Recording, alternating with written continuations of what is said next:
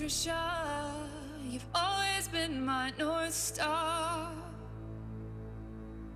And I have to tell you something, I'm still afraid of the dark. But you take my hand in your hand, from you the flowers grow.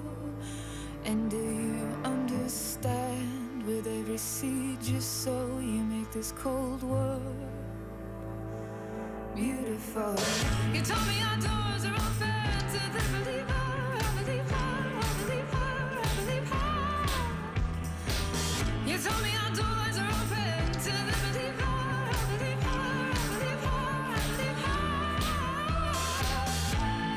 Patricia, you've always been my North Star. Patricia, you've always.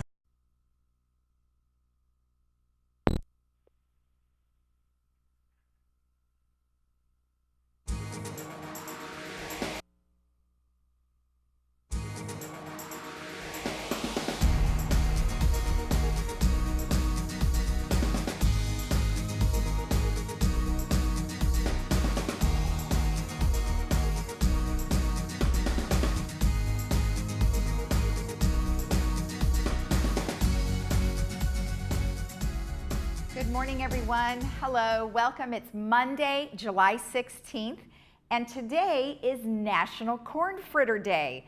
So let me tell you a little bit about what a corn fritter is. It is a traditional corn fritter in the South. They use corn kernels, egg, flour, milk, and melted butter. And I think we have a yummy little picture. Oh, take a look at that.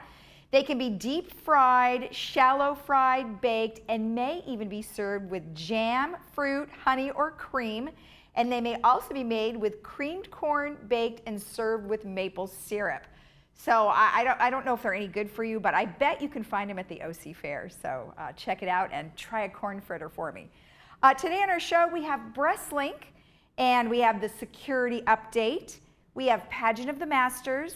And then we also have Freedom Village, so all very informative today.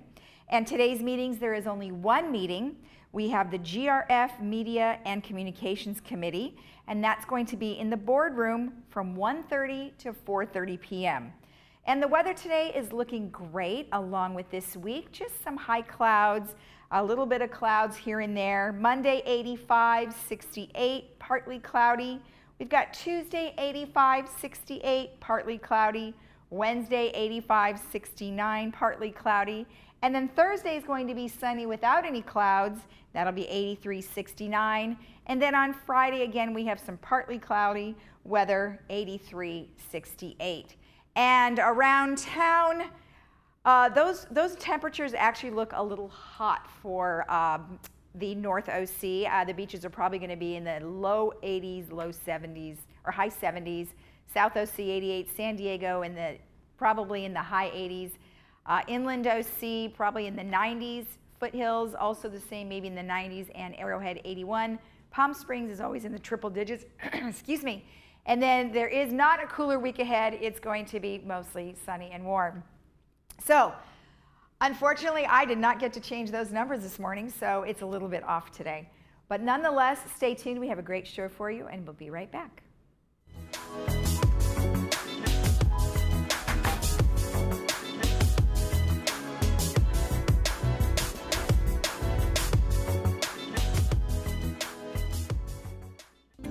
Hiring a realtor you trust is the first step in selling your home. Selecting an escrow company that can safeguard your money and personal information throughout the transaction is the next step. Escrow Options will guarantee the safety of your personal information and funds from the risks of wire fraud and cyber theft. Choose the escrow company that works for you. Escrow Options Group, protecting consumer assets in escrow since 2005.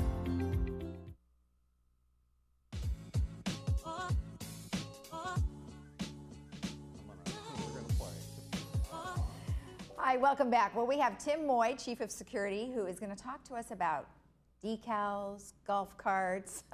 We've got a lot of things to talk Gate about regarding access these gate as access. well. Yeah, Okay. got a lot going on there. Well, what do you have for us? Well, first of all, we're still on track for the gate arms to be installed at 1, 2, 3, and 4. Okay. And then 7, 8, 9, and 14. And I think, as you can imagine, there's a lot of planning. The engineers have got to do their part. You've got to get the permits. And this is under the direction of our maintenance director, Ernesto Munoz. Right. His team is on it, and we're hoping to break ground August, September, and start moving forward with those gates. Right. Okay. And so that's going to take, obviously a lot of work, and we want to make sure it does not disrupt the traffic flow. Installing 8 gate arms, at those entrances, we'll split them up between, the 8 of them, and so that we're not completely blocking or slowing traffic in a certain area of the community. Right. Now, if someone couldn't get through one of the gates, can they always go through another Right, one? of course, Yeah. and that's what we'll work out. So Okay. if we're working on one, gate 1, we'll make sure that 2 and 3 are available. Same thing with 7, or 8, depending on the plan. But we've got a plan in place. We'll be working with the city, with the sheriff's department, with fire. We certainly don't want to slow their ability to get into the village in the Right. event of emergency. So that'll be coming, and then when it does, when we get that plan in place, of course we'll get that out to the community. So everybody knows, hey, here's which ones we're starting first, here's the time frame, and so then they'll expect to just have to maybe reroute Right. and go a different direction for a few weeks or what have you until Right. one gate is completed, and then we move on to the next. But it's not just the arms. I mean, it's like a whole remodel on some of these It houses. is, right. And we've been remodeling the gatehouses themselves, a little bit outdated, just we're trying to make them a little bit more presentable, clean them up. But also we have the surveillance Right. cameras so that when somebody is going in or leaving, we're capturing a lot of data on them, not to be Big Brother again, but Right. just to keep our community safe. And in the event Exactly. there is something going on, we can conduct some follow-up, try to identify those vehicles, potentially the drivers, where they're going, what Right. have you. We've had a few incidents with a missing person where we were able to use our cameras to try to track when did they come in, at what point did they leave, Right. and to turn that over to the sheriff's department. Right, and as then I well. think also last time you were here, you were talking a little about people who were stealing IDs and things, so. Right. Yeah, it's unfortunate, and we'll get to a little bit of that. Okay. But we've got, this is a small city, Yeah. and we are 90% of Laguna Woods, the city of Laguna Woods. Right. So we're going to see some crime, minor as it is, but we still have to keep an eye on that. So there's thefts and other minor issues that do occur. Right. That is going to help us with that.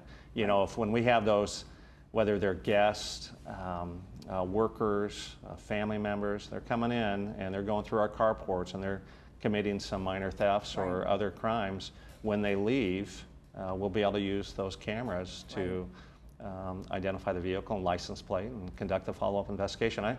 It's not that I look forward to it, but I look forward to the fact that when those are in place, it'll give us another tool, investigative tool, to work very closely with the sheriff's department on that. And we've been in communication with them. The sheriff investigator is highly engaged here, and so he knows that's going to be a tool for us. And he even asks when we're conducting investigations, hey, is there the chance that they use 5 or 6? And so that conversation's already taken place. Okay. It'll be nice to say, was he in a vehicle, he or she in a vehicle? Why did I say he? I don't know. I don't know, that's We're just assuming it's a. Well, you're a little more, experienced in sure, this than there most you go. of us. Well, so. most of the time they are, man. Yeah. But we'll be able to go right to it and look at that. Now, I've also, I think, spoken in the past in reference to illegal occupants and Right. some of the administrative issues here that those gate arms and those cameras will assist us on. Right. Illegal occupancy is a problem here. And Wow. so we want to be able to enforce our rules. And, if all the folks who have gone through the proper means of being members and they're paying their amenities, we just want to spread that to those who are not and Right. make sure that they go through the proper process and Right. are qualified to live here. Right. We want this to be an exclusive community, which it is, Right. but to tighten it up a little bit. Well, yeah, I mean, people should be very happy about the assets that they're getting when they move in here, and Correct. security being one of them and top priority. Absolutely. Good. Sure. All right. Well, what else do you have? Well, on gate 5 and 6, it's still going pretty well. You know, initially there was a, it took some time for our residents to get used to those arms. So, you know, a little bit of a Right. delay, and then there was the merging issue. It seems like we've gotten past that. It's just showing common courtesy to Right. the person in the next lane. But one of the questions that has come up recently is we've had residents who, for whatever reason, don't have a RFID, and they still go through that far lane, and they hold up their GRF ID card Okay. and expect to immediately be popped up. Well, that's not what those lanes are designed for. Okay. Those lanes are designed for vehicles with an RFID. Okay. And so if you want to come through without a decal in your vehicle, maybe you have a rental or you're with a friend, what have you, you've got to go through that guest lane. Okay. And so, but my recommendation is for those residents who do not have a RFID, get down to Resident Services Right. and get one on your vehicle. Okay. Because those gates are coming and it'll be here sooner than you think. Right, Right. right. I mean, what does the security person do when they are in the far lane? I mean, that's going to cause quite a backup, right? It can, especially if they're helping a guest in the guest lane, and so they may not always see that person, so that vehicle is just stopped, so it's going to be a delay. Right. So we would just assume that, hey, make it easier on yourself, get that RFID, come on through, and then it's nice and easy access. Right. Okay. All right. Excellent. Yeah. And then some interesting things going on with golf cart registration. Right, right. Now, again, talking about security and wanting to be able to track our vehicles and our assets in the community, golf carts being one of them. People have asked, you know, one, how many golf carts do we even have in here? Well, we've got about just over 1,300 golf carts, so that's quite a bit. And so for security purposes, we're going to ask that every golf cart receive their own decal, not the GRF decal, but the, I'm not sure if it's on there, it is. It'll be, there it is. That'll be on the left front corner of Okay. the golf cart, and everyone will, each golf cart will need to be registered. Okay. And why are you wanting to register them? Right, and so that the question might be, it's kind of redundant, why would you have a golf cart decal when you also have a GRF decal? Well, we're going to be phasing out our GRF decals. So once all those gate arms go into place, you won't need to have that GRF decal.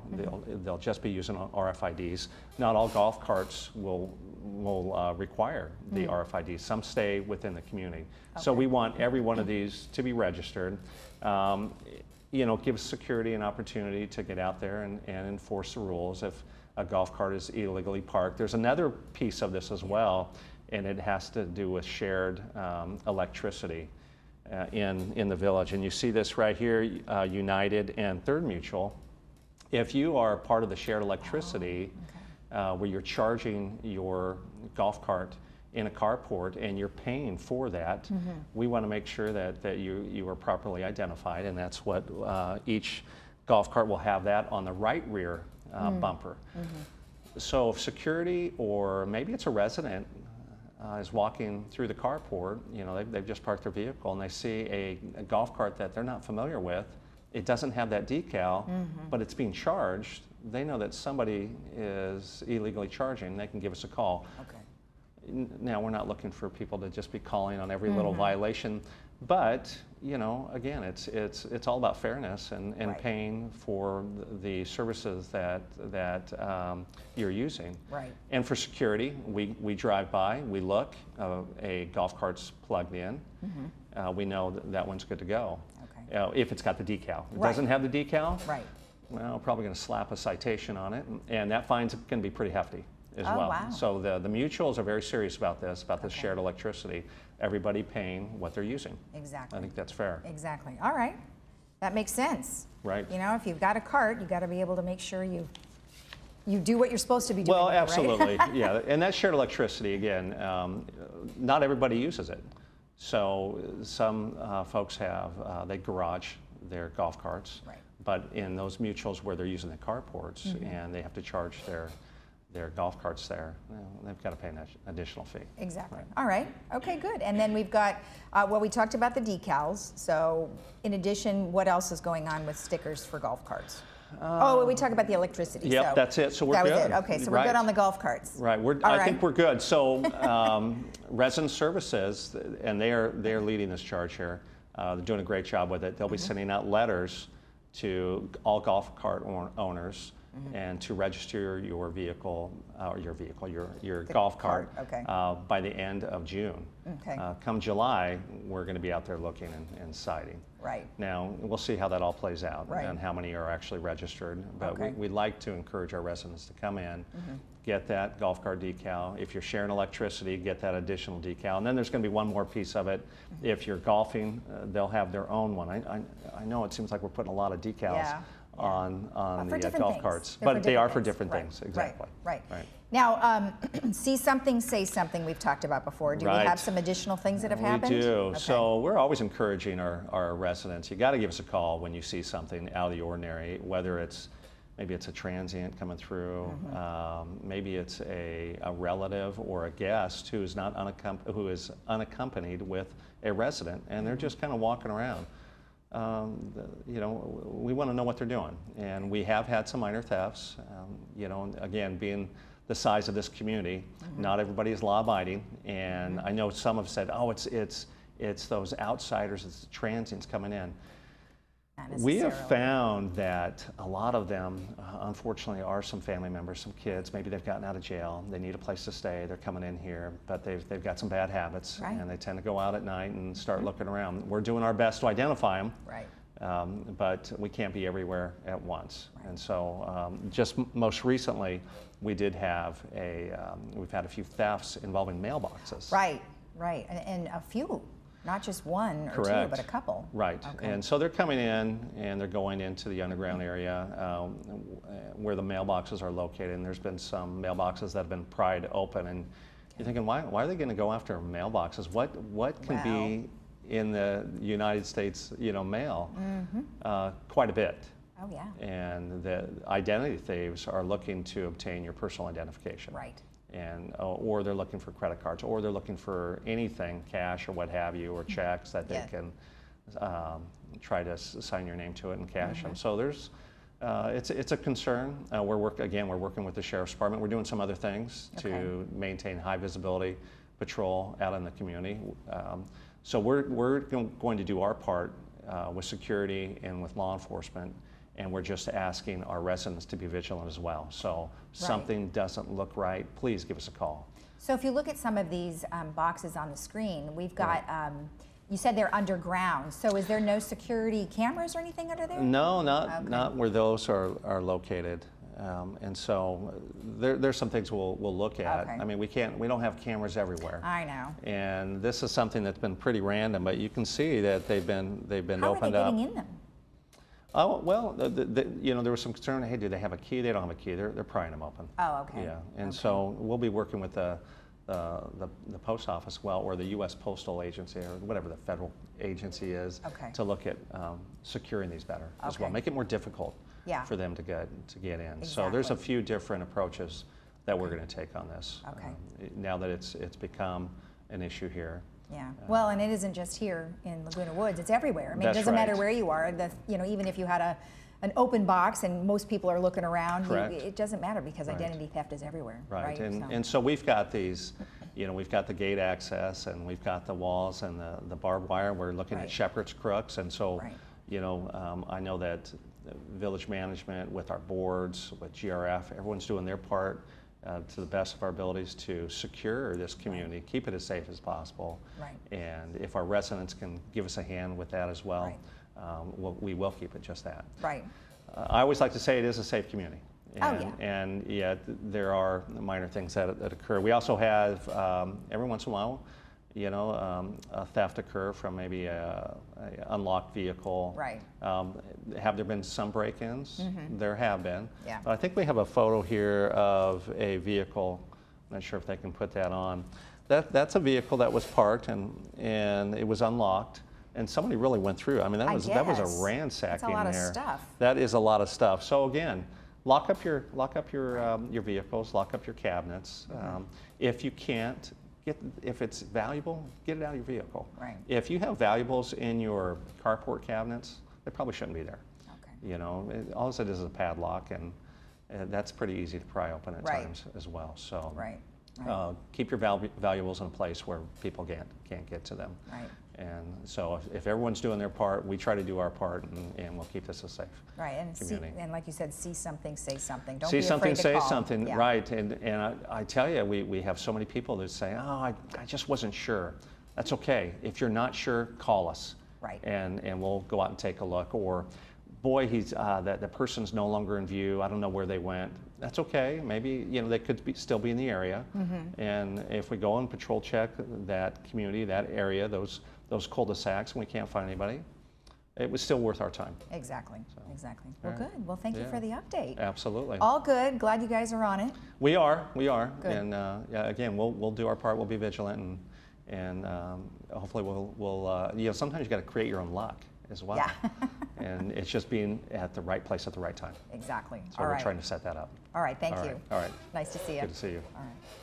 And don't forget to see something or say something, and everybody be vigilant out there. We'll be right back after this. Dr. Christine Chung with 7-Day Dental has served Laguna Woods for 17 years. Her office is close, her staff is the best, and she offers great discounts for Laguna Woods. I have been a patient of Dr. Christine Chung at 7-Day Dental for 15 years. She and her staff are exceptional. You may know me from Village Television. I would not go anywhere else for dental care than 7-Day Dental. 7-Day Dental, simply your best choice.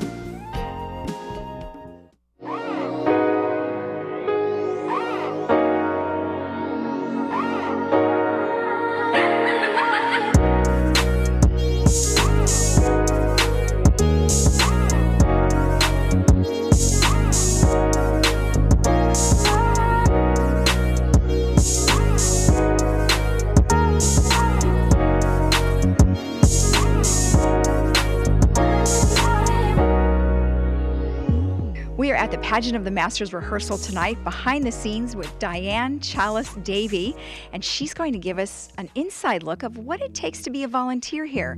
Well, thanks for being with us. Well, it's my pleasure to be here. I'm happy to let everybody know in Laguna Woods how easy it is to become a volunteer backstage at the pageant. Well, let's talk a little bit about the theme tonight to start. Under the Sun, how did you guys come up with that? Oh, well, I came up with it, Under the Sun. We really wanted to pay tribute to our history here in Laguna Beach. This is an important anniversary for Laguna Beach Art Museum. It's their 100th anniversary. They started up in 1918, and we're going to portray some of their history, pay tribute to some of their artists and the great folks who started the museum. So obviously, Under the Sun, it could embody anything as you had mentioned. Tell me a little bit about some of the things you're going to cover. Oh, we're going to cover a lot of topics that have to do with being under the sun, specifically artists who use the sunlight to paint beautiful watercolors and oil paintings. The Impressionists, of course, will be featured in this year's show, as will, we will also talk about the history of Laguna Beach and the founding artists of the local art museum, and also the artists who started Festival of Arts and Pageant of the Masters. Now, one of the pieces that we're going to see tonight, I think, is called Surf Riders. Tell me a little bit about that. Surf Riders is a really fun and colorful painting. It was painted by Rex Brandt. Rex Brandt was a very famous watercolorist who had a studio in Corona del Mar, so he was a local guy. He was really ahead of his time because this painting is rather abstract, and he painted it in the late 1950s, and he called it Surf Riders. So he really forecasted a big trend in Southern California. So what does it take for, now there's how many different people are in that particular art? Oh, I think there's 6 or 7 people. It's hard to tell. You really need binoculars to tell how many people are in there because they're wearing highly unusual costumes, and their makeup is very unusual as well because it's all with bright colors and interesting shapes. Okay. And now let's get back to the volunteers. Pretty much all of this is made up of volunteers, correct? Everybody you see on stage is a volunteer. So all our cast members have signed up in January, and we had this big casting call, and we needed to put together a cast of over 300 people. So we have 2 separate casts of 150 each. And we also need volunteers to help us backstage too. You can imagine it's very difficult to organize everybody who has to get made up and in costume and get them on stage at the right time. So we have runners, we also have volunteer makeup artists and dressers and headpiece people, and even some volunteers in the coffee bar. All ages too. Oh, absolutely. Our youngest volunteer is just a little over 5 years of age. And people who are retired love to volunteer. Over the years, we've had many residents of Laguna Woods participate in our show, and some of them come back year after year because they make so many great friends. Now, what is the process of becoming a volunteer? Well, it's pretty simple. If you missed our January casting call, you can still sign up throughout the year to be a substitute. So if you call our casting department and want to volunteer, you can talk to Nancy or to Paul in our casting department, and they'll advise you as to what is the best way to volunteer. And what are can you give us a little secret of maybe some little tidbit about this year's theme or this year's show? Well, you mentioned surf riders, so you might know that or figure out that we're going to have a big end of Act 1 extravaganza with surf art, and we will have some live performers. We're going to recreate some songs that the Beach Boys made famous, and I'm really, really happy about that. And one thing that I think is amazing is that I'm backstage and I'm looking at the art itself, but when it all comes together, what are the elements that really, really change the way it looks? Oh, I think just performing here in Irvine Bowl is extra special. So many people in the Southland don't even know that there's an amphitheater here in this beautiful canyon. We're surrounded by eucalyptus trees, torrey pines, sycamores. It is just beautiful. There are 2,600 seats, and you know, we're almost sold out every single night. It's great. There's a wonderful atmosphere under the stars. So just being here is magical, but add to that the orchestra, a live orchestra in our pit down there, and the wonderful narrator Richard Doyle, who a lot of people know from his acting roles at South Coast Rep. The beauty of stage design on stage, you add all those elements together, and it is magical. Exactly. All right, and we are going to go ahead and find some of that magic down in the makeup room, so stay tuned.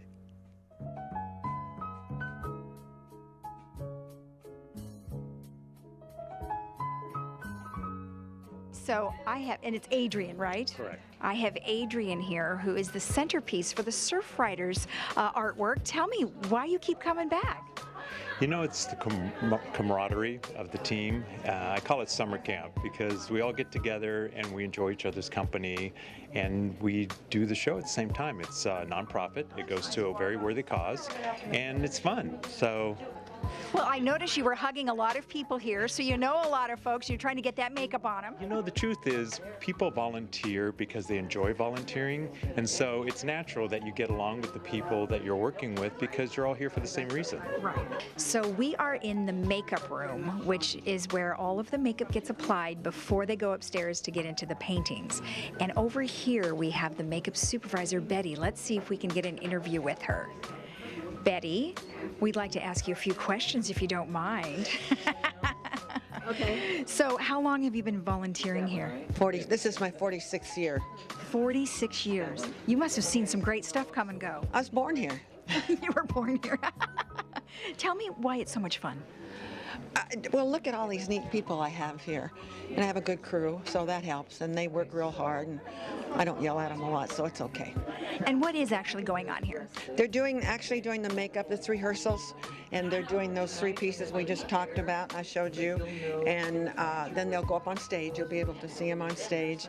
And then I get to go home. Well, hi, Barbara. How are you? Hi. Who are you? I've been here 20 years, and that's new. And that's new. Okay. And what are you doing today? We're doing, I think, the Virgin Mary here. Okay. Okay. And I'm going to have her put her hand like this. Oh, right. So what we're trying to do is make her look like that. So oh, gotcha. Hands are in the positions, and that hand's Ask underneath the there. girl how long she's been in the show, too. And how long have you been in the show? I've been in the show 11 years. 11 years. Well, that's great. And her whole family is in the show. Oh, have they really? Yes. Why do you keep coming back? Well, my mom is pregnant with me here, and my sister also, my older sister, and we just keep coming back. Wow. Every year. Your dad is in My the dad's in the Last Supper. Oh, wow. A family affair. That's great. Well, why do you like coming back? Well, I started when my kids were in the show, so I wanted to do something besides sit on the patio. And once you get hooked, it's just your summer activity. Yeah, well, it's mesmerizing. All right, so tell me how you do this. So we have a list of instructions, and we're given the colors, and we have the makeup head to follow, and we have to follow it exactly. We are not allowed to be creative, because Allison has worked hard to make it just right for the lighting on stage. And so I just look at the instructions, and it's kind of like paint by numbers. I make an outline first. And I put colors where they're supposed to go. So we have our different pans of colors. And then afterwards, I'll get a big blending brush. Oh, okay. And then I'll mush everything together. Okay. And then we spray her with a setting spray, and she's done.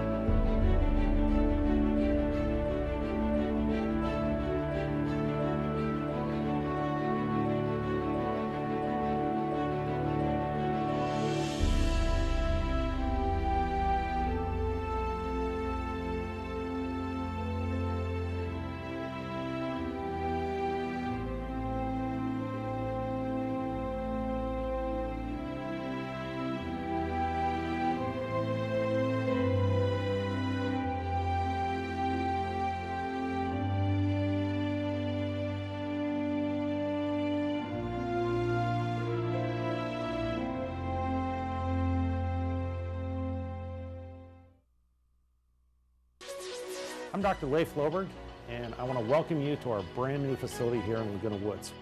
We've been serving the community since 2006, and we're super excited to bring you an awesome team of doctors, Dr. Jackson, Dr. Asaturians, Dr. Vian, myself, here to serve you in our brand new state-of-the-art facility.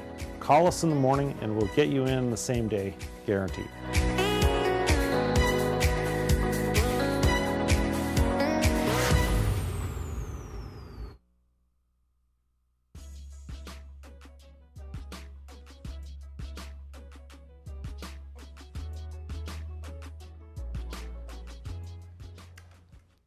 Welcome back. Well, we have Joel Niblett here from Freedom Village, and he's going to tell us a little bit about what they have to offer, what kind of place it is, and some of their services.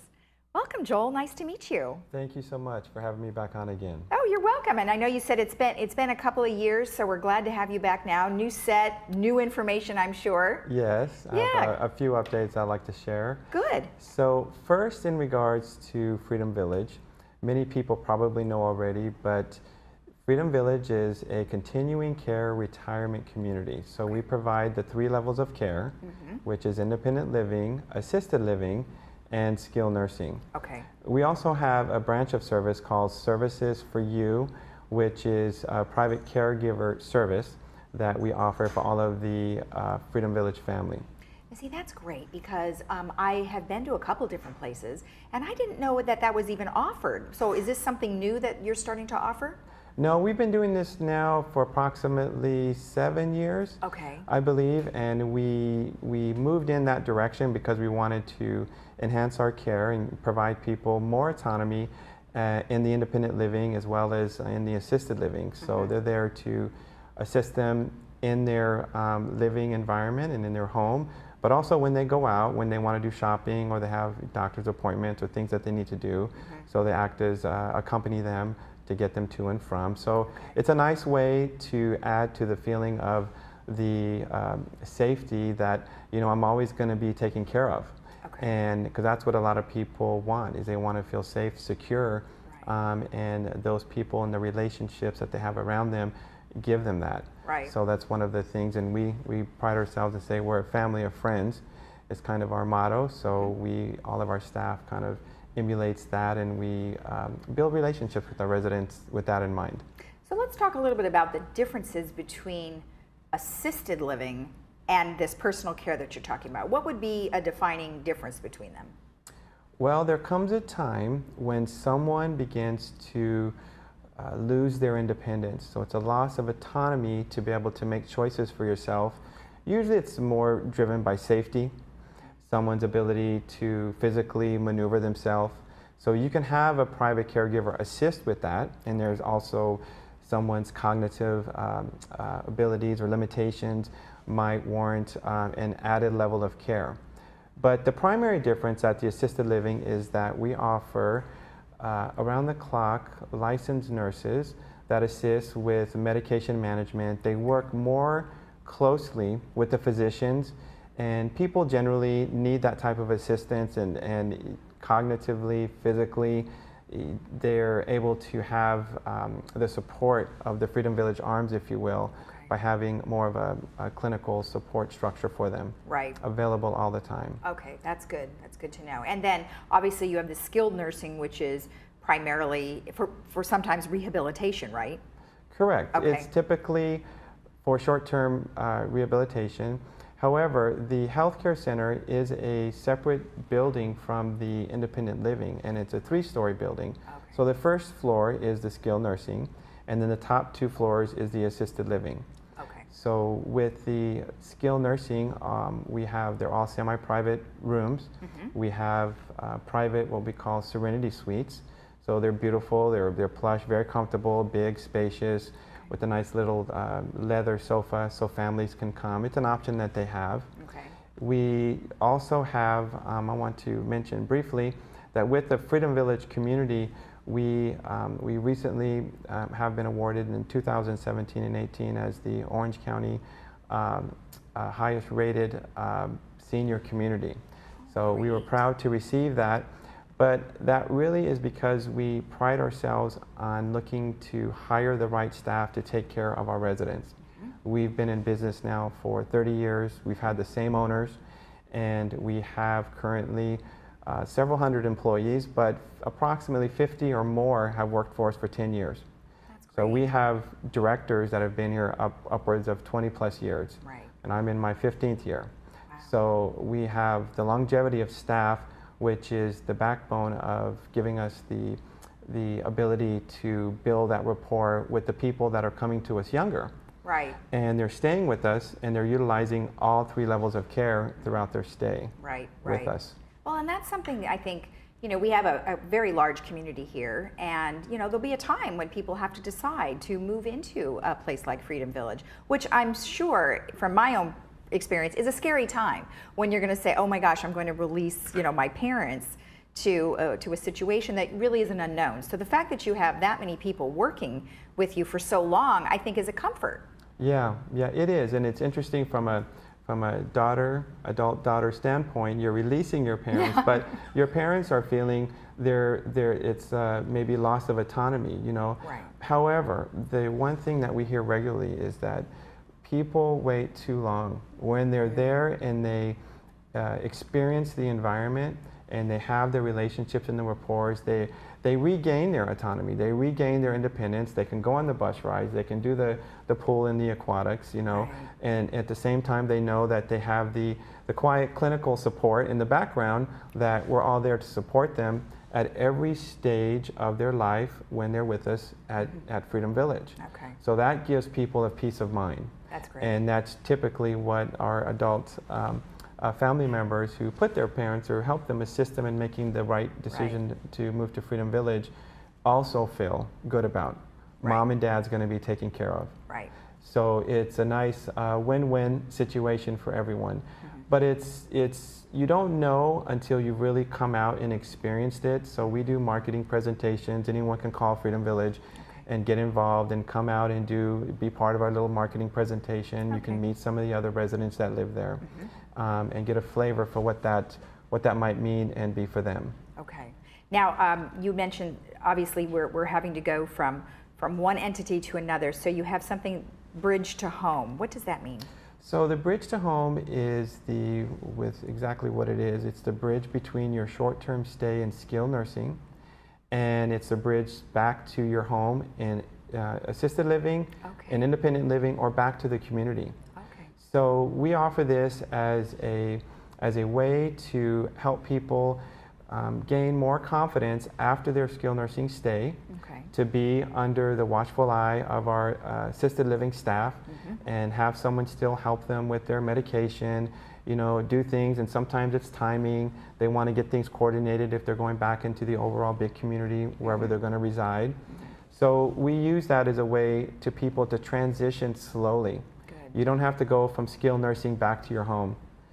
Everyone everywhere is, they're moving them out of the hospital faster, and they're trying to move them through the different levels faster. So it's very unique to us that we offer the Bridge to Home, and we actually partner with several of the other skilled nursing facilities and some of the other entities that I always see as my partners. Right. I don't see anyone as separate. We're all doing the same thing to take care of all of our residents in South Orange County.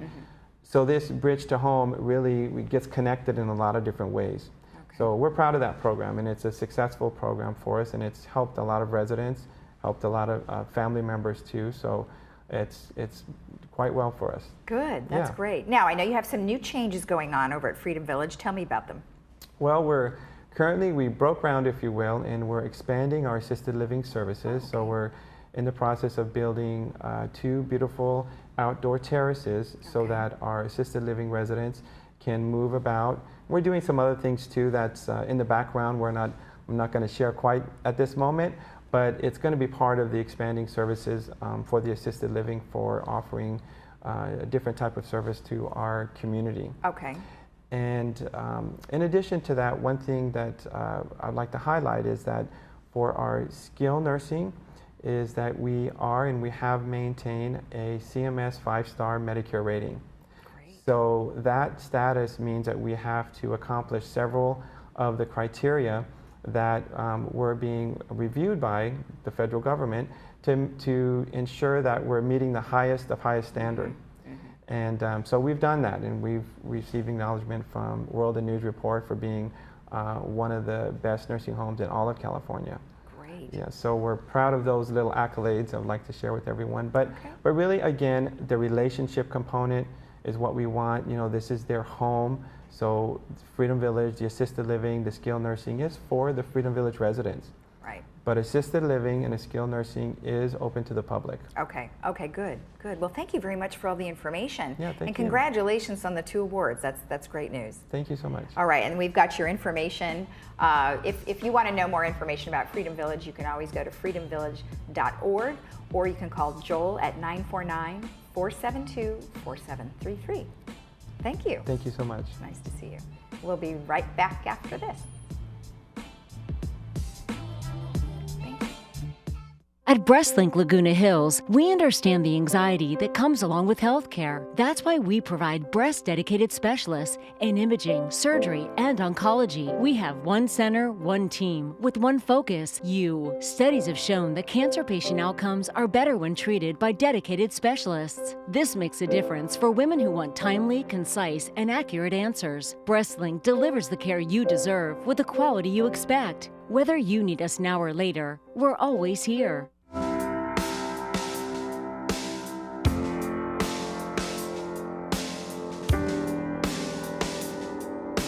In recent years, 3D mammography has come to our area, and we're very lucky that there are centers in Orange County that offer 3D mammography to all of our patients. And the difference is that when we take a 2D mammogram, now, one step backwards, all of our mammography is digital. So that's the first assumption, is that we don't perform film mammography in the majority of our centers.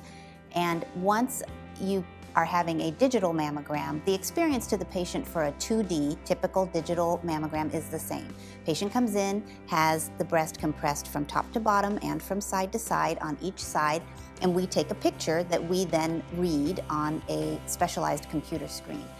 When you have a 3D mammogram, in addition to taking that standard 2D picture, the machine also takes a series of little slices so that instead of just looking at the book from top to bottom when we look at your breast tissue, we can look at that book and see if we see anything, and then we can look through the pages of that book. So the machine will reconstruct thin little slices for us so that we can try and see if anything is hiding in that breast tissue that we might not see when we look at just a 2D mammogram. Now, as you can imagine, in a patient that does not have dense breast tissue, a 2D mammogram may be perfectly sufficient. On the other hand, in a patient that has very dense breast tissue, the 3D mammogram can, in some patients, allow us to see something that the 2D mammogram may have covered with normal tissue.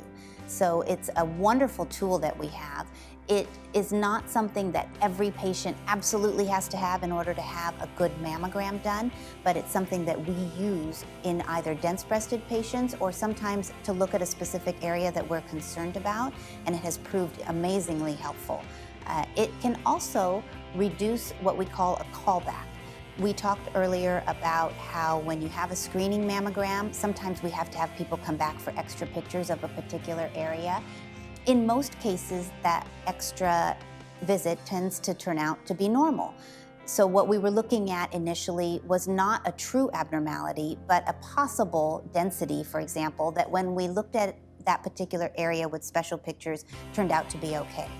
With the 3D screening mammogram, if we look at those slices before we make a decision, we might be able to say, oh, that isn't anything from the beginning, and save that patient a second visit. The second visit tends to cause patients a lot of worry and anxiety. They're very happy when they're told that that second visit turned out to be normal, but we would love to prevent the second visit in the first place. And 3D mammography allows us to do that in many patients. My name is Dr. Mark Gown. I'm a plastic and reconstructive surgeon. I work with a group called BreastLink. We do all the reconstructive surgery after breast cancer care for that group. I also work with an entity called Finesse Plastic Surgery. We do all manner of reconstructive plastic surgery as well as cosmetic. My training is from New Orleans, Louisiana. I went to Tulane for medical school, and then I did residencies in general surgery, trauma, and critical care at Cedars-Sinai in Los Angeles. And then I finished my plastic surgery training at the Methodist Hospital in Houston. So after a complete mastectomy, we have several options of reconstruction. Mainly they fall into two arms, using either an implant-based reconstruction or tissue-based, or even a hybrid. So the vast majority of reconstructions now are done in stages. The first stage is actually to place a deflated tissue expander underneath the muscle beneath the skin of the resected breast. This starts out very flat and deflated, but it's a very firm outer shell of silicone that has an integrated port. Through this port, we do fills after the surgery, and we keep expanding it to rebuild the breast.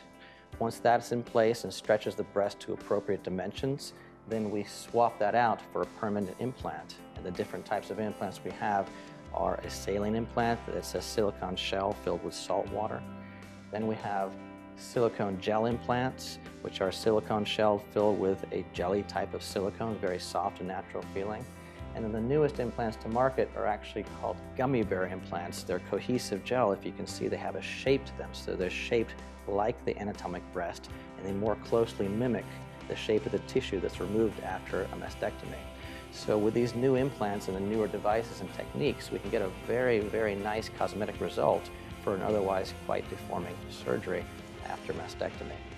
The other type of surgeries involve tissue transfer from other parts of the body into the breast, mainly from the abdomen or the stomach, from the back, from the inner thigh, from the buttocks. And typically those are reserved for more complicated cases where the patient has to undergo additional therapy after mastectomy, such as radiation.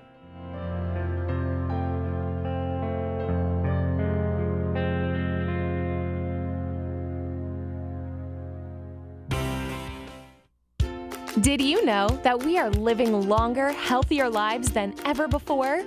And did you know that social interaction, brain stimulation, and exercise improve your quality of life? Did you know the Saddleback College Emeritus Institute offers 200 tuition-free classes to older adults in South Orange County? With over 30-plus locations between Lake Forest and San Clemente, it has never been easier to take advantage of your third act of life. Sign up today. Summer is here. Diane's Hallmark has everything you need to make summer cool. From clothing to jewelry to unique one-of-a-kind gifts, Diane's Hallmark is the place to go. Diane's also has a large religious section as well. Come in today to see it all. Diane's Hallmark is located in the Walmart Shopping Center next to Hobby Lobby.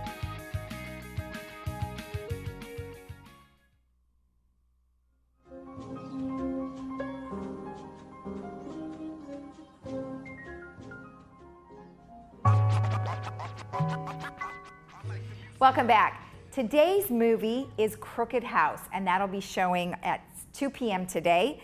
And it has Glenn Close, Max Irons, Stephanie Martini, and it is directed by Gilles Paquet-Brenner, and that is rated PG-13. And it is based on Agatha Christie's most twisted tale. The suspicious circumstances surrounding the death of a wealthy patriarch is investigated by spy-turned-private detective Charles Hayward, who is lured by his former lover to catch her grandfather's murderer before Scotland Yard exposes dark family secrets. On the sprawling estate amidst a poisonous atmosphere of bitterness, resentment, and jealousy in a truly crooked house, Hayward encounters 3 generations of the dynasty, including a theater actress, the old man's widow 50 years his junior, and the family matriarch Lady Edith de Havilland. So that should be a good suspense type of movie, and that's today at 2 p.m. And then other movies that are coming up, actually only 2. Next Monday is 7 Days in Entebbe. That's July 23rd. And then we also have A Midsummer Night's Dream. That's from 1935, and that will be on July 30th. And then on Friday, July 20th, we have I Can Only Imagine. And this is a great movie, which is the inspiring and unknown true story behind Mercy Me's beloved chart-topping song that brings ultimate hope to so many, and it is a gripping reminder of the power of true forgiveness. And this is starring Michael Finley, Madeline Carroll, and Dennis Quaid. And Dennis Quaid does an amazing job in this movie. And I must tell you that you better have a box of Kleenex nearby, because it is a true tearjerker, but also very inspiring as well. And the other movie that we have on Friday, which will be July 27th, and that's A Wrinkle in Time. And that is after the disappearance of her scientist father, 3 peculiar beings sending Meg, her brother, and her friend to space in order to find them. And that has Storm Reed, Oprah Winfrey, and Reese Witherspoon. So very fun movies. Both of those movies are brought to you by Hogue. Now, some fun things going on in our community. We have free parking and a free bus straight to Laguna Beach. So you can enjoy all the really fun activities down there in Laguna Beach, like Pageant of the Masters. You can hop on some trolleys. You can go surfing. You can go to the beach, all those fun things. So you park free at the lot where the 405 freeway meets the 133 in Irvine, and you take a free bus into Laguna Beach. And that's Saturdays and Sundays from 11 a.m. to midnight. And of course, while you're down there, you can do all sorts of things in Laguna Beach. And that is going to be running June 30th to September 2nd. And if you want any additional activities, you can go to lagunabeachcity.net/Summer Breeze. And as I mentioned, the bus runs south along Laguna Canyon Road, stopping at the Sawdust Festival, the Art Fair, Festival of Arts, and Pageant of the Masters, the Laguna Playhouse, and the Laguna Beach bus station. So super fun and a great way to get down there. Then we also have trails, and more trails. On Saturdays, you can reconnect with Mother Nature as you hike through a variety of 60 different trails in Orange County. Meet the Hikers Club on Saturdays in the lobby of the Performing Arts Center to start your adventure. Put on comfortable boots, a hat, and sunscreen, and see where your feet take you this week. There is no fee for the hike, but an annual membership is appreciated of $7. For more information, contact Eileen Rockland at 949-768-6130, and please be there by 8:30 in the morning to carpool with fellow hikers, and if you are late, they will leave without you. Now, of course, we can't forget that we've got the Laguna Woodstock Groovy 2018 Peace, Love, woohoo! Sounds like a lot of fun. That's going to be on Saturday, July 28th at 2 p.m., Clubhouse 2 on the lawn. So much fun. Love cannot heal. There's no person. Carlos Santana said something like that. Featured bands, 2 p.m. to 3 p.m., the Village Folk inside Clubhouse 2. 3 to 4 is Dutch of Fizz Band on the front patio. 4:30 to 6, we have full spectrum main stage patio. 6:30 to 8:30, the Love Saves the Day, and the Ruby D main stage and patio. Admission is $15. Early setup at 7 a.m., but the wristband sales will begin at 8 a.m. Food will be available for purchase. I think they might be having some, oh no, they've got, I think, Club 19 doing the food there. Feel free to bring your own everything. You can bring your own alcohol, your own food. So adults only, no pets. Supposedly ending at 9 p.m., but I know you're all going to have so much fun, you might carry that over. Further information is available at www.babyboomersclub.org, and you can call 949-415-8030, or you can email thebabyboomersclub@gmail.com. Rock on, love and peace. So super fun, Baby Boomers Club.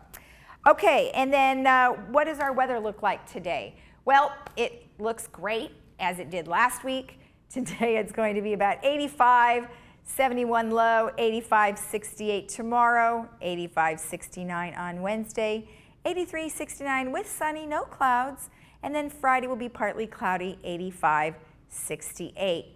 So it's looking pretty good, and all looks good around town. North OC probably in the 80s, beaches in the 70s, South OC about 81, San Diego is probably going to be in the more closer to the high 80s. Inland OC probably in the 90s, Foothills 70, Arrowhead around 80s, and Palm Springs is always in the triple digits, so somewhere really in the hundreds. All right, looks really good around town this week for your weather. And coming up tomorrow, we have a really exciting day. We have Great Park coming in to tell us all about their fun things that they have going on, also some new stuff that they have to share with us. We have Duplicate Bridge Club, we have the Tea Party Sentinels, and the OC Breakers, because that is only going to last about 2 weeks with only 7 home matches. So have a great day in the village, and we'll see you tomorrow.